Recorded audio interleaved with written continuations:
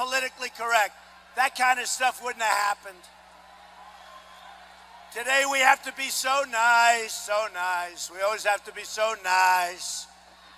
They asked Ted Cruz at the debate, what do you think of waterboarding? And he's like a basket case. Well, because he didn't want to say yes because it's not nice. We have people chopping off our heads. We have people chopping off the heads of Christians and anybody else. And we're worried about waterboarding. We are going downhill fast. They then looked at me and they said, what do you think of waterboarding? I said, it's absolutely fine.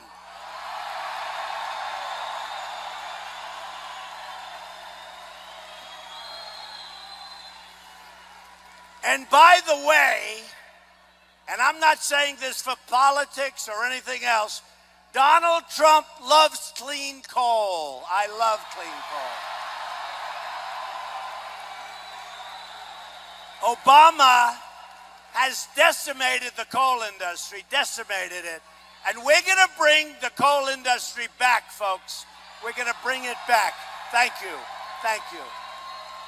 It's ridiculous. We're sending our coal over to China, and they're using our coal, but we can't use it. They're not cleaning our coal. They're putting it out any way they want. We are going to go back. We're going to use various other forms of energy. What he's projecting, forget it. Look, the coal industry, and I know it's a big industry here, the coal industry is going to make a very big comeback, okay? Telling you.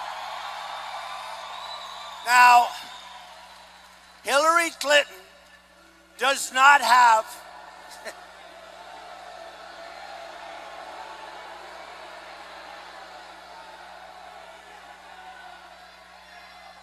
Hillary Clinton does not have the strength or the stamina to be president. Doesn't. She'll do a meeting and then she'll show up 5 days later, do another one, then she'll go home, go to sleep, then she'll rest. When you're dealing with the Chinese who are ripping us off on trade, when you're dealing with Japan, when you're dealing with Vietnam, when you're dealing with India, when you're dealing with Mexico, killing us on the border, killing us on trade, you need a lot of strength, you need a lot of stamina, and she doesn't have it.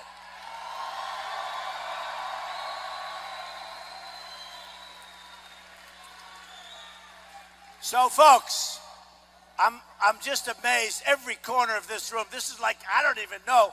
This has to be 20,000 people. This is incredible. This is incredible.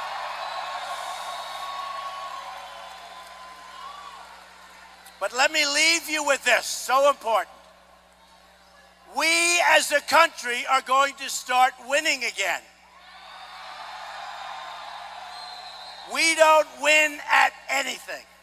We don't win with Sergeant Bergdahl, where we get Bergdahl, a dirty, rotten spy, a traitor. So we get a traitor. This is what we get. And they knew he was a traitor when they made the deal. So we get Bergdahl, a traitor. They get 5 of the people that they most wanted, that they've been trying to get out for 9 years, that are back in the battlefields trying to kill us. Not going to happen anymore. Those deals are not going to happen anymore. Do you know that with Bergdahl, at least 5 young, beautiful people were killed trying to find Sergeant Bergdahl, all right? Those deals are not happening. The Iran deal, that kind of deal, it's not happening anymore, where we give $150 billion and get nothing. We get nothing. And we should have had our prisoners back long before we started negotiating with them. Long before. And what you do, you go in 4 years ago, the longest running deal, and you say, we can't start until you give us our prisoners back. They'll say no. The Persians are very good negotiators. They'll say no. And I'll say, you have to, if it's me. And they'll say no, and you leave the room, you walk away, you go bye-bye. And then you double up and triple up the sanctions, right?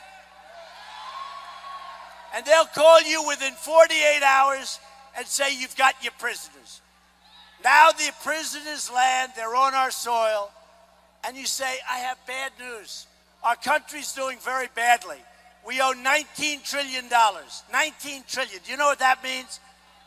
We can't give you the $150 billion. We just don't have it. I'm so sorry. I'm so sorry.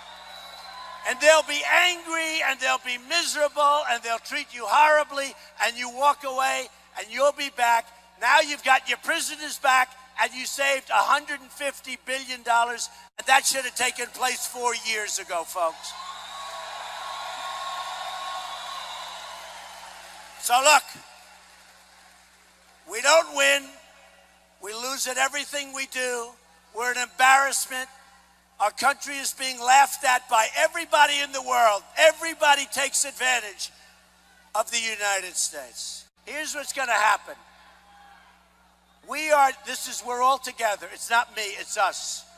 We are going to go in. You're going to vote on Saturday. We are going to go in, and we're going to start winning so much. We're going to win with our military. We're going to knock the hell out of ISIS.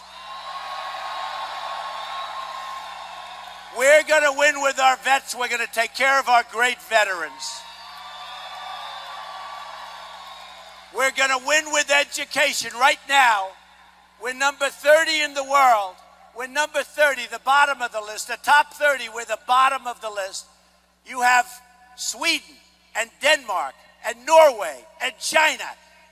We spend more per pupil than any other country by far, and we're at the bottom of the list. So we're number 1 in spending and number 30 in terms of the quality of education. Not going to happen anymore, folks. We're going to go up the list. You know, I tell this story. Even the press can confirm this. I've spent just about the least of every candidate, and I'm number 1 by far, like by a landslide.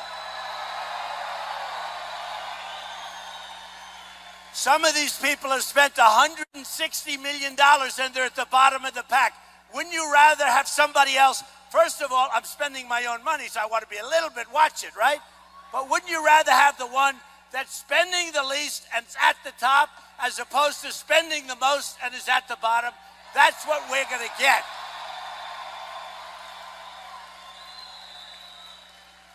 So we're going to start winning with our military. We're going to start winning with education. We're going to win with health care. We're going to do so great with health care. We're going to win at the borders. We're going to stop the drugs from coming in. We're going to put up the wall. We're going to have Mexico pay for it. People are going to respect our country again. I love you. We're going to win. We're going to win. We're going to win. We're going to make America great again. I love you. Thank you. I love you. Thank you. Thank you.